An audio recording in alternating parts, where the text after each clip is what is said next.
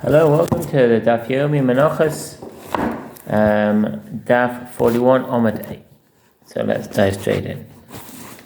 I just get my camera in the right position. Okay, that'll do. Let's go from the end of the last Daf. The Gemara asks, what is meant by a cloak that is exempt from ritual fringes? If we say that it's referring to a cloak that is not of the size necessary to require reflecting ritual fringes, this is difficult, but isn't taught in a Brisa. With regard to a cloak that is large enough for a man to cover his head and most of his body with it, and an adult goes out in public on occasion wearing it,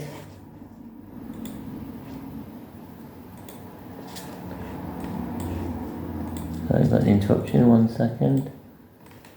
Okay. So what's the footnote there? Hagadu Yosi Bar Derech Arai. Some commentators understand that this is an additional criterion. According to this explanation, only a garment that meets both of these criteria is required to have ritual fringes and the bar site in the Torah. Others hold that the only criterion is that the garment is large enough to cover most of the child's body and head. And the Gemara here means that if the garment meets that criterion, an Adam must place ritual fringes on it, even if he wears it only on occasion. That's from the Beis Yosef. It's required to have ritual fringes, but if it is not large enough for a man to cover his head and most of his body with it, then even if an adult goes out in public on occasion while wearing it, it is exempt from ritual fringes, and so too with regard to diverse kinds, either prohibition against wearing wool and linen together. And we discussed it. What is meant by and so too with regard to diverse kinds? If we say that it means and so too with regard to the prohibition of diverse kinds, that if a minor could not cover the majority of his head and body with it, the prohibition of those kinds does not apply. That is difficult. But did we learn in Mishnah Kalayim 9.2, there is no exemption with regard to the prohibition of diverse kinds for clothing that an adult would not wear even occasionally in public. So let's see the footnote. The prohibition of diverse kinds is the very act of wearing a garment containing wool and linen, regardless of whether or not this garment is normally worn by people. See Hagar Hot Rav Shmuel Tobes. It's prohibited to wear any garment that contains wool and linen, even if it is a garment of a child and an adult will not wear in public. As the Rambam Sefer Zevayim Hilchot Kalayim 10:18 Shulchan Aruch Yerodea 301:4. And Rav Naman Bar Yitzchak says in explanation, rather the Brisa means, and so too with regard to whether a linen cloak is required to have ritual fringes. If the cloak is large enough for a man to cover his head and most of his body with it, then it requires ritual fringes. And wearing the garment with the ritual fringes is not a violation of the prohibition of diverse kinds. But if the garment is smaller than that, it is prohibited to place ritual fringes on it due to the prohibition of diverse kinds. Therefore, one cannot explain Shmuel's statement to mean that a cloak that is exempt from ritual fringes because it's too small is not subject to the prohibition of diverse kinds. Rather, what is meant by the statement that a cloak that is exempt from ritual fringes is not subject to the prohibition of diverse kinds is referring to where one affixed ritual fringes to a garment that already has ritual fringes affixed to it. Even though the second set of ritual fringes is superfluous, nevertheless, there is no violation of the prohibition of diverse kinds. The Gemara asked, but didn't Rabbi Zeva already say this one time when he stated that if the ritual attached ritual fringes to a garment that already had ritual fringes attached to it, and then he removed the first set of strings the garment is fit? The Gemara answers, it was stated from the other by inference. Now, Rabbi Zeva did not state both statements, so what does that mean? Chada Miklal Verta Itma. Rashi explains that Rabbi Zeva stated explicitly that the ritual fringes are fit for the mitzvah, and it was inferred from this that wearing the garment with ritual fringes is not a violation of the prohibition of various kinds. Tosfot maintain that it is more reasonable to assume the opposite. And Rabbi Zeva explicitly stated that there is no prohibition of various kinds, as he cited that ruling in the name of Rav Matana in the name of Shmuel, and it was then inferred that the ritual fringes are fit for the mitzvah Yishitim Mechubeses. The sages taught in a Brisa, a very long cloak that is folded, talis kefula. According to the rabbis, one is obligated to place ritual fringes on the corners of the fold, as it is the edge of the garment in terms of how it is currently being worn. Rabbi Shimon deemed one exempt from placing ritual fringes there, since when the cloak is opened up, the strings will then be in the middle of the garment, not on its corner, says Rashi. Others maintain that the reason for this exemption is that the cloak is oversized and not suitable for wearing, and that's Namuka Yosef. Some note that according to the first explanation, Rabbi Shimon holds one exempt from placing ritual fringes on the corners of the fold, but must place them on the actual corners of the cloak. By contrast, according to the second explanation, the cloak is completely exempt.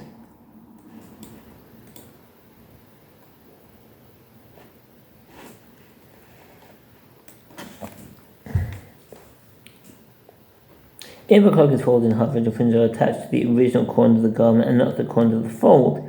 If it was folded and sewn even on one side, then the ritual fringes are attached to the corners of the garment in its folded form. This is according to the opinion of Rabbi Shimon, which is accepted by Rabbi Bar Rav Huna.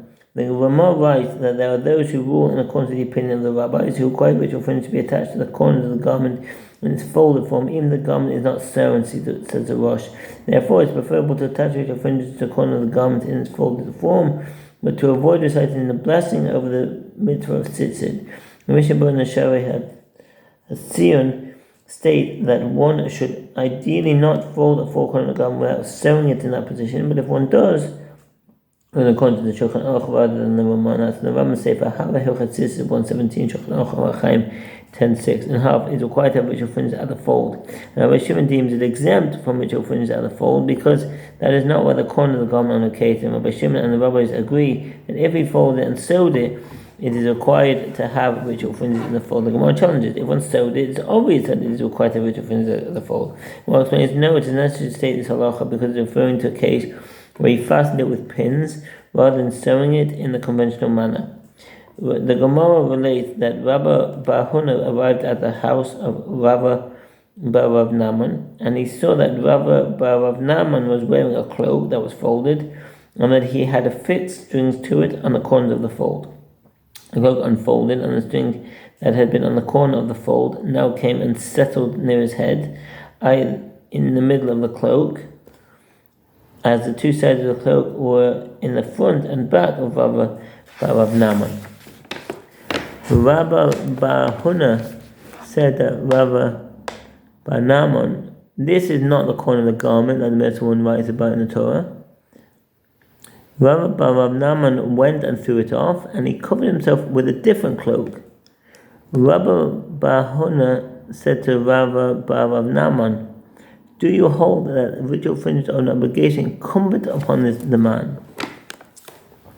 If the man has a garment to which the mitzvah ritual fringe applies, he must attach ritual fringes to the garment before putting it on. If he wears a garment without ritual fringes attached, he has violated the mitzvah. He is not required to attach strings to a garment that he is not wearing, as the mitzvah ritual fringes pertains to the individual rather than to the garment. Rambam Sefer Hava Hilchot Tzitzit 3:10. This means, do you hold that one is required to wear a garment with ritual fringes? As long as he is wearing such a garment, he is exempt from attaching ritual fringes to his other garments. Rabbi Rav Huna said that it is an obligation that pertains to the garment, meaning that one is obligated to attach ritual fringes to all his garments that are earmarked for wearing. Just as one who lives in multiple houses is obligated to fix a mezuzah to the doorpost of every house, Sefer Ha'ito. This is not so. Rather, it is an obligation that pertains to every cloak that one owns. Therefore, go and affix ritual fringes to it properly. The one suggests, let us say that a bride to support the opinion of Rabbi Bar Huna. It is told of the early generation of pious men that once they weaved 3 finger breadths of the length of the garment, Kivan She'algu Bashalosh, according to the conclusion of the Gemara on 40b, the text here should actually read, once they completed the garment until there were only 3 finger breadths left to weave, they would attach the white and sky blue strings. In fact, this is the version of the text found in many manuscripts and early commentaries. In any event, the point is that these pious individuals would attach the ritual fringes before the garment was completed, to Rashi, and after it was completed, but it was still on the loom, and therefore not yet fit to be worn. Rabbeinu Gershom Haggadah. This proves that even unworn garments must have ritual fringes.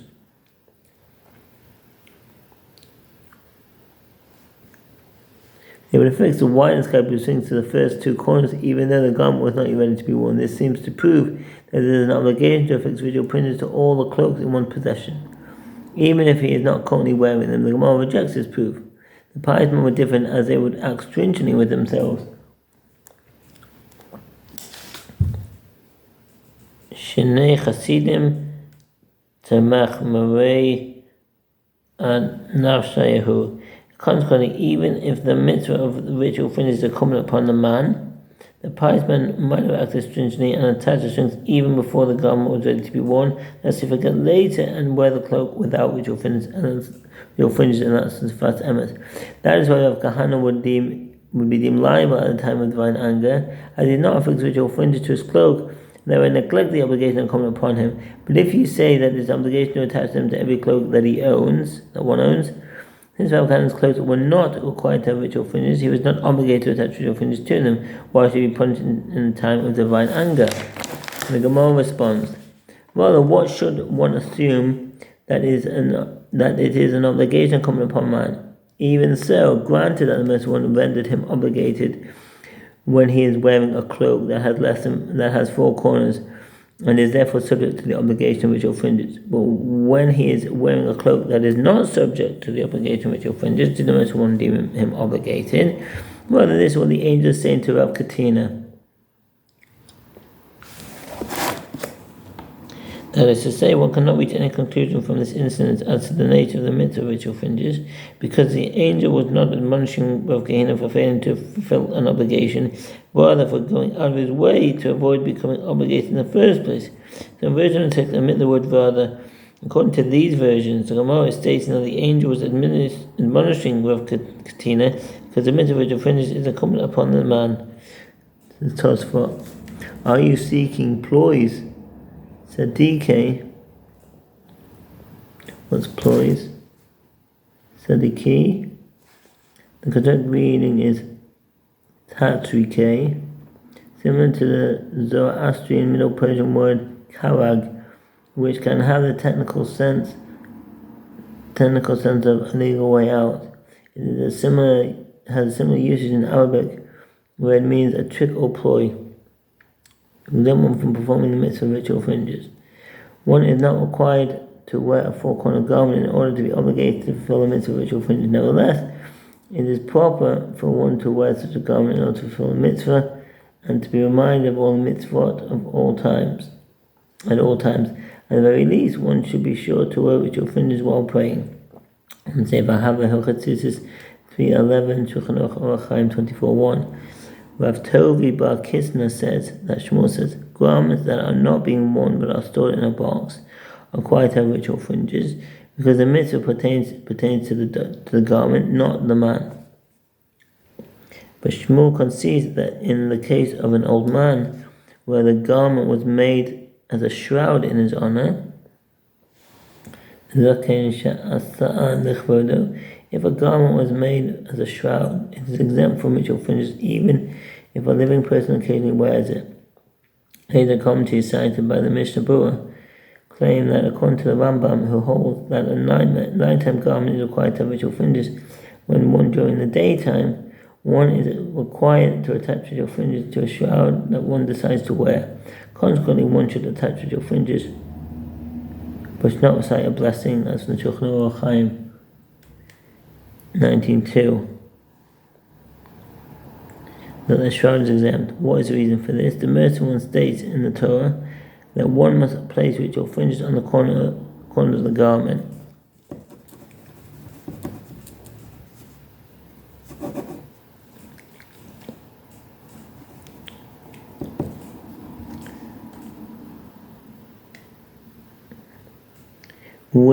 With which you cover yourself, Deuteronomy 22:12. This shroud is not made for the purpose of covering oneself.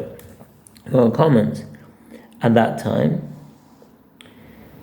a corpse should be buried in a cloak with ritual fringes. The Ramah cites opinions that there is no need to attach ritual fringes, and it is customary to bury people in a cloak with ritual fringes, but to first render the ritual fringes unfit or to tie up one of the corners.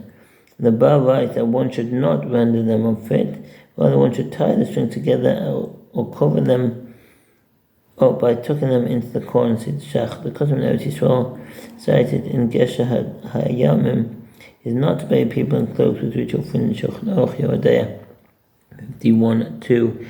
A person's burial, we certainly affix ritual fringes to the shroud, because otherwise it would be a violation of whoever mocks the poor blasphemes his maker, Proverbs 17:5. If we did not place them, it would be mocking the deceased, as if to taunt him that now he is no longer obligated in its mitzvot. Rahava says that Rabbi Yehuda says, in the case of a cloak that became torn on one of the corners, if the corner of a cloak became detached more than 3 finger handbreadths from its edge, according to Rav Amon Gon, one may sew the corner back on together with the ritual fringes that it contains. If it becomes torn within 3 finger breadths of the edge, Rashi holds that one may not use wool string to sew it back on, unless he include that string in the ritual fringes.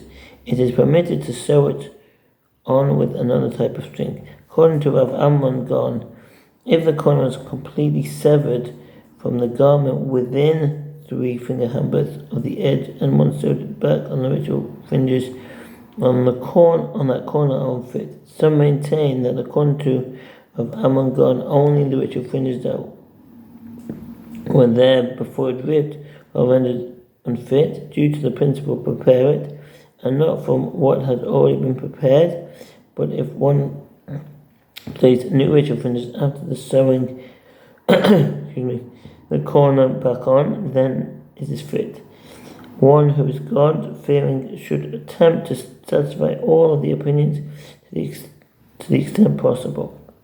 This is 118, or 15:4. See the Mishnah Berurah there.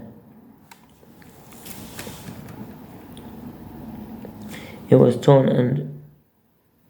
was torn beyond 3 finger handbreadths from the edges of the garment, one may sew it.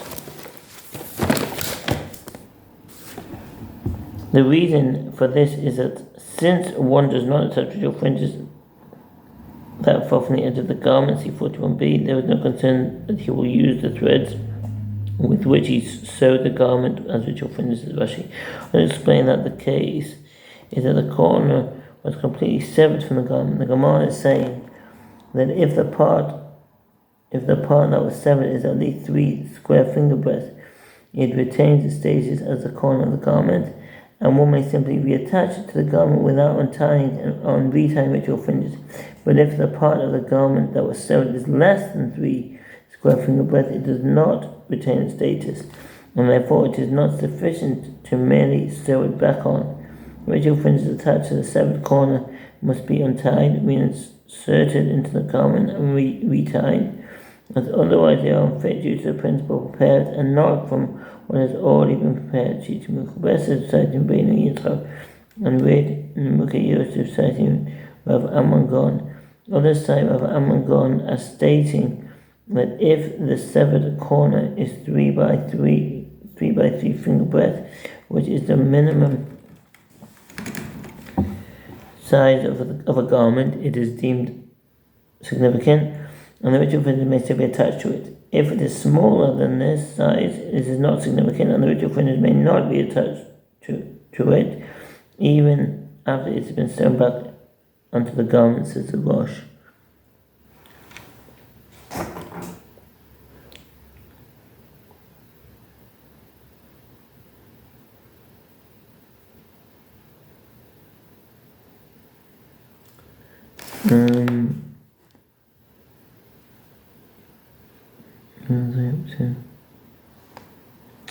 But if it was torn within 3 finger handbreadths of the edge of the garment, then one may not sew it.